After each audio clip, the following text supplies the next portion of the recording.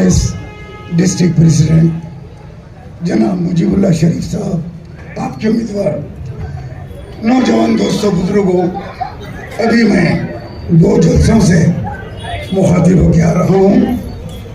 एक बरबार में और दूसरा याखुतपुरा बड़े बाज़ार में। याखुतपुरा बड़ा बाज़ार जहाँ से एमपीटी का उम्मीदवार अमानुल्लाह खान साहब का बच्चा अमजदुल्लाह खान लड़ रहा है। मुझे जलसे में से बाहर आने के लिए 15 मिनट लगे। इतनी पब्लिक याखुतपुरे में इस वक्त जमा है, सारे रास्ते वहाँ बंद है। बोलने का मतलब ये है कि आज कांग्रेस एक ज़माने के बाद पुराने शहर में अच्छे उम्मीदवारों को खड़ा कर कर इलेक्शन लड़ रही है। पहले होता ये था कि कांग्रेस मजलिस का अलायंस होता था, उनकी दोस्ती होती थी। इसीलिए जैसे आज बीआरएस और एमआईएम की दोस्ती है, उसी तरह पहले कांग्रेस और एमआईएम की दोस्ती हुआ करती थी। इसीलिए पुराने शहर में कांग्रेस काम नहीं करती थी, एमआईएम को जिता देती थी कि यह हमारी साथी पार्टी है। नतीजा ये निकला कि पुराने शहर में आहिस्ता आहिस्ता कांग्रेस खत्म हो गई और एमआईएम यहाँ पे अपने पैर पकड़ ली, पैर जमा ली। उसके बाद ये लोग हैदराबाद से निकले और ये जो सपोले थे उनको दूध पिलाई कांग्रेस। कांग्रेस ने दूध पिला के इनको बड़े सांप और अजय बनाया। कांग्रेस ने बनाया, दारुसलाम दिया, मेडिकल कॉलेज दिया, इंजीनियरिंग कॉलेज दिया, एमबीए एमसीए कॉलेज दिया, बहुत कुछ दिया, सब ले लिए। उसके बाद जिस तरह नाग पंचमी में सांप दूध पी के पीता है, फिर सांप पलट के डसता है, वैसे ये दोनों भाइयों ने पलट के कांग्रेस को डसा। ऐसा डसा कि सारे हिंदुस्तान में निकलकर सारे नॉर्थ इंडिया के अंदर कांग्रेस के खिलाफ एक बड़ी मुहिम को चलाया और नरेंद्र मोदी को इख्तिदार के ऊपर बिठाया। ये काम इन्होंने किया। आज कहते हैं असदुद्दीन ओवैसी कांग्रेस आरएसएस की माँ है। बाप, वो कांग्रेस जो तुमको पाल के पोस के बड़ा करी, तुमको बड़े बड़े कॉलेजेस दी, आज जिन गाड़ियों में तुम बैठ के घूम रहे हो वो गाड़ियाँ कांग्रेस का सदका है तुमको। आज तुम कहते हो कांग्रेस आरएसएस की माँ है। मैं ये जवाब देना चाहता हूँ जलसे से, अगर कांग्रेस आरएसएस की माँ है तो तुम्हारे दादा अब्दुल वाहिद ओवैसी साहब कांग्रेस के टिकट से मल्लेपल्ली से इलेक्शन लड़े थे बल्दिया का। जब नहीं मालूम था आपके दादा हुजूर को कि कांग्रेस आरएसएस की माँ है, आपके वालिद मोहतरम सालारे मिल्लत सुल्तान सलाउद्दीन ओवैसी साहब 40 साल तक मोहतरमा इंदिरा गांधी के साथ रहे, उनका साथ देते रहे। जब आपको पता नहीं था कि कांग्रेस आरएसएस की माँ है, जब इंदिरा गांधी जी दारुसलाम के अंदर आई, सुल्तान सलाउद्दीन ओवैसी साहब ने उनको कुरान मजीद का तोहफा दिया, तो जब आपको नहीं मालूम था कि कांग्रेस आरएसएस की माँ है, खुद असदुद्दीन ओवैसी बाबरी मस्जिद की शहादत के बाद 10 साल कांग्रेस के साथ रहे। यूपीए 1 यूपीए 2 में आप मरकजी हुकूमत के साथ कांग्रेस में सोनिया गांधी जी के पास रहे। क्या आपको नहीं मालूम था कि कांग्रेस आरएसएस की माँ है? रियासत में राजशेखर रेड्डी की हुकूमत थी, आप राजशेखर रेड्डी की गोद में बैठे थे, राजशेखर रेड्डी की धोती धुलाते थे। आपको नहीं पता था कि कांग्रेस आरएसएस की माँ है। आप चीफ मिनिस्टर रोशैया साहब के साथ थे, आप किरण कुमार रेड्डी के साथ थे। तो 10 साल बाबरी मस्जिद की शहादत के बाद आप कांग्रेस के साथ थे। हैदराबाद में कांग्रेस ने आपको कई मेयर दिए, कांग्रेस की मदद से एक लंबी तारीख है। मजलिस के मेयर बने, डिप्टी मेयर बने, स्टैंडिंग कमेटी के चेयरमैन बने। दिया ना कांग्रेस ने, लेकिन टीआरएस ने 10 साल में तुमको क्या दिया? मेरा सवाल है असदुद्दीन अवैसी साहब से कि टीआरएस ने तुमको क्या दिया? क्या मेयर दिया, डिप्टी मेयर दिया, स्टैंडिंग कमेटी दिया? आलमपल्ली पोचैया से लेकर माजी हुसैन तक आपको मेयर कांग्रेस ने बनाया। कांग्रेस की ताई से आपका मेयर हैदराबाद में मुंतखब हुआ।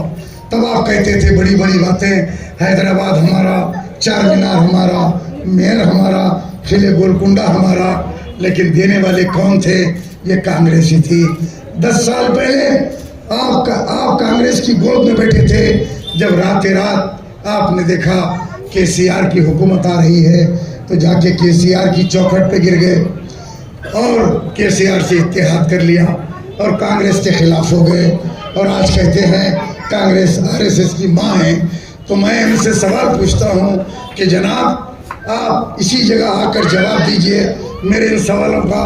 मैं जो सवाल पूछ रहा हूँ, क्या आपको पता नहीं था पहले कि कांग्रेस आरएसएस की माँ है? बहरहाल अपने मफाद के लिए ये कभी इनकी चौखट पे पड़े रहते हैं तो कभी उनकी चौखट पे पड़े रहते हैं। ये हैदराबाद के गुत्तेदार हैं। सारे हिंदुस्तान में जाके 100 सीट पे यूपी में इलेक्शन लड़ते हैं, वहाँ पे मुसलमानों को आपस में लड़ाते हैं और बीजेपी को मुंतखब करते हैं। गुजरात जाते हैं, राजस्थान जाते हैं और महाराष्ट्र जाते हैं, बिहार जाते हैं, लेकिन हैदराबाद तेलंगाना का जब मसला आता है तो आप कहते हैं कि हमारे 7 सीटों पे हमको वोट दो, बाकी के सीटों पे मुसलमान और बीआरएस को वोट दो। ये क्या बात हो गई? वहाँ 100 सीट पे लड़ते हैं और तेलंगाना के मुसलमानों को आप बेच रहे हैं। क्या मुसलमान बकरियों का मंदा है कि जिस तरह बकरीद में बकरियों को लाके धनकर बेचता है, आप मुसलमानों को बेचते हैं और मुसलमानों की तिजारत करते हैं। आप मुसलमानों को क्या दिलाया? केसीआर ने कहा मैं मुसलमानों की माशी तरक्की के लिए 12% रिजर्वेशन दूंगा। जब भी हमने कहा ये झूठ बोल रहा है, 12% रिजर्वेशन मुसलमानों को नहीं देगा। अगर ये देता आज मुसलमानों के हालात कुछ और होते। हमारे बच्चे बच्चियां 12% सरकारी नौकरी में शामिल रहते। आज हमारे बच्चे 12% में डॉक्टर बनते, इंजीनियर बनते, आईटी करते। हर डिपार्टमेंट में पुलिस से लेके हर महकमे में मुसलमानों का बच्ची जो है 12% जॉब करती, मुसलमानों के माशी हालात सुधरते। असदुद्दीन अवैसी आपसे मैं पूछना चाहता हूँ मोहतरम, आज आप कह रहे हैं बीआरएस को वोट दो, क्या आपने 12% रिजर्वेशन दिलवाया केसीआर से? क्या केसीआर ने अपना वादा किया? फिर किस बुनियाद के ऊपर आप कहते हैं कि आप मुसलमानों को बीआरएस को वोट दो? हमारी औकाफ की ज़मीनें, हज़ारों करोड़ की औकाफ की ज़मीनें आज मुसलमानों को नहीं मालूम औकाफ की ज़मीनें क्या होती है। हमारे बुजुर्ग, हमारे नवाब, हमारे जागीरदार जब पुलिस एक्शन हुआ, पुलिस एक्शन के वक्त तेलंगाना के अंदर जब हैदराबाद को निज़ाम की हुकूमत को ख़त्म किया गया, 2-2.5 लाख मुसलमान शहीद हुए, ज़मीनें जायदादें लूट ली गई। ऐसे में उन नवाबों ने ये सोचा कि हमारी जागीरें हम मुसलमानों के बच्चों के मुस्तकबिल के लिए हम रख देते हैं। उन्होंने उसको वक्फ कर दिया, वक्फ बोर्ड के हवाले कर दिया कि ये ज़मीन तुम इसकी आमदनी से बेवाओं को, यतीमों को, गरीबों को तुम इनकी मदद करो। आज उस ज़मीनों की जो बर्बादी हो रही है, यही लोग, इनके गुंडे उन ज़मीनों को बेच के खा गए, हज़ारों करोड़ रुपए की मुसलमानों का हक मार के खा गए। आज जो ज़मीनें बची है वो रिकॉर्ड रूम 6 साल से बंद है। रिकॉर्ड रूम को ताला लगा है, पता नहीं उसके अंदर चूहे रिकॉर्ड खा गए या दीमक खा गई। असदुद्दीन अवैसी साहब, मैं आपसे पूछना चाहता हूँ किस बात से केसीआर को वोट देना कि वो रिकॉर्ड रूम को बंद करके रखा, वक्फ की हमारी ज़मीनें लूट रही है, इसलिए देना वोट। और आपने कितने कितने मामले किए एयरपोर्ट के ऊपर हजरत बाबा शरफुद्दीन रहमतुल्लाह अलैह की दरगाह है पहाड़ी शरीफ के ऊपर। उसके तहत बहुत बड़ी जमीन, कई एकड़ जमीन उस दरगाह के तहत है। एयरपोर्ट के अंदर 1200 एकड़ जमीन एयरपोर्ट वाले ले लिए और ये दोनों भाई खामोश गए, अपना बैग लेके आ गए। आज जो हैदराबाद का एयरपोर्ट है जहाँ से शुरू होता है वहाँ से बाबा शरफुद्दीन साहब रहमतुल्लाह अलैह की वक्फ ज़मीन है, हज़ारों करोड़ की ज़मीन। लैंको हिल्स नाम की एक ज़मीन है। ये सब जंगल थे लेकिन न्यू सिटी बन गया। उस ज़मीनों की कीमत 1-1 लाख रुपए, 2-2 लाख रुपए, 5-5 लाख रुपए गज हो गई। ये 5,000 करोड़ 5 लाख करोड़ की ज़मीन, किसको बोले 5 लाख करोड़ की ज़मीन कब्जा हो गई। केसीआर ने इलेक्शन में वादा किया मैं मुसलमान भाइयों को वो ज़मीन दिलाएगा, वादा करता हूँ मैं। क्या वादा पूरा करा केसीआर? तो उस ज़मीन को सुप्रीम कोर्ट ने एफिडेविट दिया कि ये ज़मीन से हमारा कोई ताल्लुक़ नहीं है और वो ज़मीन मुसलमानों की चली गई। बताइए आप आज कौन पूछेगा वो बेवा को? क्या असदुद्दीन अवैसी कभी आपने उनके राशन के लिए पूछा? आप तो शहर के अमीर है ना, कोई बीमार को आपने पूछा? आज मैक लेके गली गली घूम रहे, अम्मा वोट देना, खालम्मा, चच्ची माँ, फुप्पा, पूरे रिश्ते याद आ रहे। अब खाली बाबा बोलना बाकी रह गया किसी को, पूरे महल्ले में फिर रहे। लेकिन कहीं पूछे आप कि तुम्हारे घर में राशन है क्या? तुम्हारे घर में कोई बीमार है क्या? तुम्हारे घर में कोई कैंसर पेशेंट है क्या? हर 10 घर में कैंसर पेशेंट है, हर 20 घर के अंदर एक किडनी डायलिसिस पेशेंट है। पूछे कभी? कभी नहीं पूछे।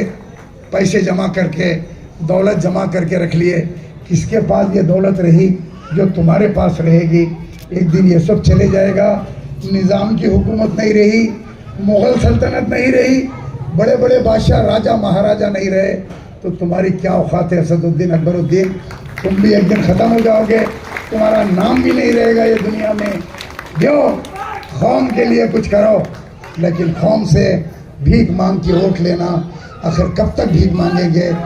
हाँ, इलेक्शन के आखिरी वक्त में, अब इलेक्शन के आखिरी वक्त में आते हैं, आके कहते हैं अजमेर शरीफ के गरीब नवाज के नाम पे वोट दो, बाबा शरफुद्दीन साहब के नाम पे वोट दो, ईसू बाबा के नाम पे वोट दो।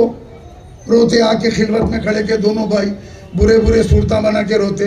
रोते कहीं को? ये अगर तुम अच्छा काम करे तो ये रोने की जरूरत कहीं को पड़ती तुमको आखिरी दिन?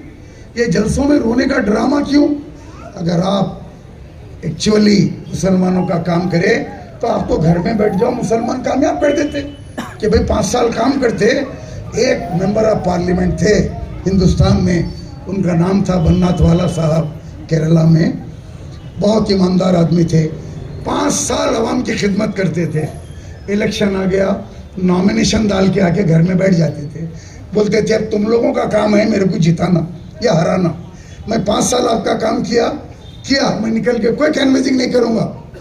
अब तुम लोग वोट डाल लो, मेरे को जिता लो। पब्लिक खुद निकलती थी। जीतने के बाद उनके घर पे आके बोलते थे आप जीत गए, चल के सर्टिफिकेट ले लो।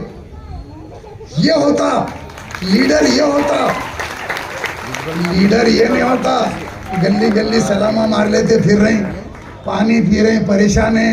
कहीं मुजीबुल्लाह शरीफ निकल जाते क्या? निकल जाते। लहर है ये कांग्रेस की।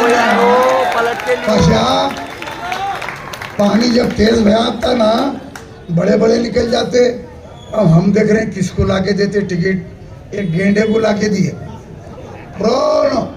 ब्लैक एंड व्हाइट फिल्मों का हीरो है, बहुत पुराना है, लेके आए, चलना भी नहीं आ रहा। क्या है? बोले इनको वोट दो। हम बोले कौन है? जरा करीब जाके देखे, चार मीनार हल्के से, ये कौन कैंडिडेट है मजलिस का? तो लोग बोले चार मीनार बैंक को डुबा दिया था उन्हीं से। खबरस्तान के पेपर रख के 9 करोड़ रुपए ले लिया था, 3 महीने जेल को भी जाके आया। अब अगर उन्हें जीत गया तो 4 मीनार बेच के खा जाता। कब भी बोलना है वो 4 मीनार था नहीं, और कहाँ गया कि माटी मिला बेच के खा गया। ये नौबत आने वाली है। तो ये सब चोरों को मंजिस वाले टिकट देते और इनका पूरों का सरदार असदुद्दीन अवैसी।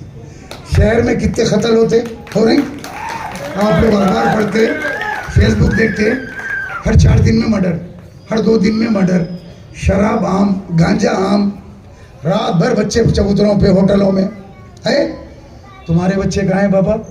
लंदन में पढ़ रहे, बाबा के बच्चे, अकबर बाबा, असद बाबा का बच्चा शाम को नहीं निकलते, रातों में हमारे बच्चे आवारा फिरना। वाह क्या इंसाफ है। आपका बेटा डॉक्टर बनना, हमारे बच्चे क्या करना? तुम्हारे पीछे नारे पुकारते फिरना, काम नहीं है। जैसा ही उन्होंने गाड़ी में से उतरते पूरे मुरीदा चले जाते, साहब आ गए, साहब। अरे कहे का साहब? तुम्हारा नौकर है वो, साहब नहीं है तुम्हारा। उन्हें तुमको सलाम करना, तुम वोटों की भीख देते। हर कोई ज़कात निकालता, साहिब इस्तात। अब गरीब लोगों के लिए पैसे नहीं रहते, क्या निकालेंगे ज़कात? वो लोग वोटों की ज़कात निकालते 5 साल को एक। तो ज़कात सदक़े में इतने बड़े बड़े बात, ज़कात सदक़े में जीत के ऐसे बड़े बड़े बात, ये कर दूंगा वो कर दूंगा। बच्चों को घूर के देख रहे हैं, कांग्रेस का काम कर रहा, इलेक्शन के बाद देख लेता हूँ, अरे भूत आए भूत गए, ये बच्चों की फिर गई तो कहीं भी कर देते ब्रूशिंग। संभल के ज़रा, ये बच्चे इतने कमज़ोर नहीं है, ये डराने की कोशिश मत करो। गया ज़माना, चले गया पुराना ज़माना। अब कैमरे लग रहे हैं, अब कैमरे 2 वोट डालने को जाते घट जाता, औरत रहो आदमी रहो, कैमरे में आ जाता। शाम को पुलिस वाले आते, तुम 2 वोट डाले ना, आई मट्ठी पड़ो, नहीं डाली, महंगाई डाली, कैमरे में है। 171B 6 महीने की जेल तेरे को। लेडीज पुलिस बूथ पे रहेंगी, चलो जरा उठाओ देखो फोटो मैच हो रही नहीं हो रही। और सबसे बड़ी चीज़ है कमिश्नर पुलिस आए, इतने अच्छे कमिश्नर पुलिस है, बहुत ईमानदार है। उनकी तरफ से इन लोगों फिलौकत परेशान है, सो रहे नहीं। एमआईएम वाले संदीप शेंडलिया उनका नाम है, इतना मारेंगे इलेक्शन के दिन उन्होंने, एक भी गुंडा नहीं दिखेगा शहर में इंशाल्लाह। शाम को उनको बुखार आ गया तो अपोलो हॉस्पिटल गए। अभी एमआईएम वाले अफवाह फैला दिए संदीप शेंडलिया साहब को हार्ट अटैक हो गया। खुश मर गए तो अच्छा, 30 तारीख तक वो मारते ना, मारेंगे ना, उन्होंने डेंजर है बहुत। तो मैं दुआ करता हूँ, मेरे वीडियो उन्होंने देख रहे हैं, कमिश्नर साहब देख रहे हैं कि पब्लिक उनसे उम्मीद लगा के है कि कमिश्नर साहब सही इलेक्शन करेंगे। उन्होंने करप्टेड नहीं है, किसी से डरते भी नहीं, पैसे वैसों के भी नहीं है उन्होंने। तो हम दुआ कर रहे हैं संदीप शेंडलिया साहब के लिए, अल्लाह आपको सेहत से रखे और आपके सोंटे में 30 तारीख के दिन ऐसी ताकत दो अल्लाह कि पूरे मुरीदों को मार के लाल कर दो।